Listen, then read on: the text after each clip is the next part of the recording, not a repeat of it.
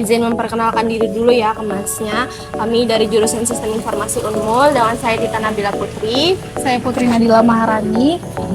Jadi di sini kami izin meminta waktunya Mas sebentar buat wawancara penugasan. Apakah bisa, Mas? Oh, boleh Mbak, silakan. Dengan senang hati saya membantu. Jadi kalau boleh tahu, kapan Mas mulai berbisnis ini dan kenapa Mas memilih bisnis sebelah? Kalau dari kapan itu mungkin sekitar tahun 2020. Ini pun bukan dari awal, tapi saya melanjutkan ya. Karena dulu itu pernah kayak off dulu, habis itu saya ditugaskan untuk melanjutin bisnis ini. Sebenarnya bukan pilihan juga sih, saya bukan nggak milih gitu mau bisa apa, cuma ditunjuk aja gitu. Kamu daripada sekiranya nganggur aja gitu kan, mending lanjutin aja bisnis ini buat kamu ke depannya juga. Terus gimana cara Mas memperoleh bahan baku dan gimana cara Mas itu berinteraksi sama pelanggan? Untuk bahan baku kita belanja dari pasar Mbak, pasar sendiri. Kita mulai kerja itu ya tiap hari sih, per 2 minggu kita libur dulu. Untuk berinteraksi sama pelanggan kita secara face to face gitu ya, secara langsung, tapi di online juga ada, kayak di GrabFood gitu kita juga melayani, cuma lebih aktif di offline gitu, face to face kalau untuk berinteraksi dengan pelanggan. Ya. Terus kalau boleh tahu gimana cara Mas dalam mencari pelanggan itu? Apakah Mas tuh kayak ada promosi di sosmed, misalkan posting testimoni dan lain-lain? Pernah Mbak, saya bikin story-story di IG gitu kan, biar saya kan sering berkembang di zaman gitu kan, orang pada pakai sosmed gitu ya.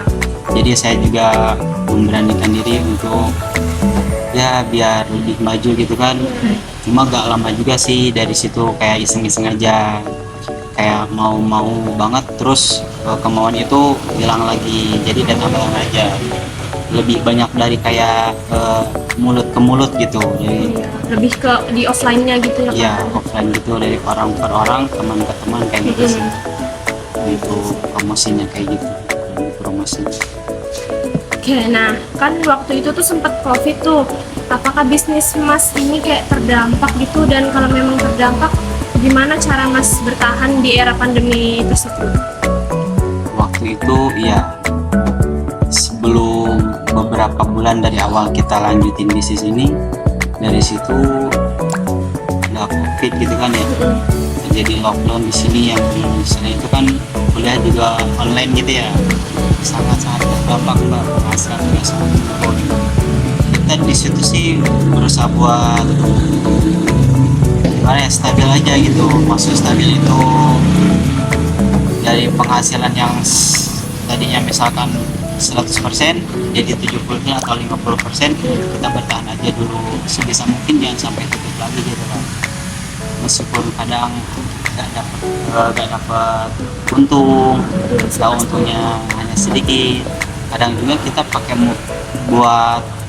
buat modal itu kita pakai dari uang pribadi juga gitu, dari hasil jualnya, karena ya pas COVID itu benar-benar sangat berdampak aja sih kalau untuk pas COVID kemarin. Terus cara bertahannya itu kayak yang Untuk bertahan gitu kita lebih ke, kalau untuk penjualan sih tetap aja gitu, cuma kayak kita kayak lebih mengurangi kayak bahan penjualan, jadi menyeimbangkan gitu loh, biar modal nggak terlalu besar karena penghasilannya juga nggak terlalu besar, biar seimbang gitu kayak. Baik Mas, mungkin segitu dulu pertanyaan dari kami. Terima kasih karena Mas sudah mau membantu penugasan kami. Semoga bisnis Mas semakin lancar. Amin, terima kasih Mbak, senang juga bisa membantu. Selamat ya.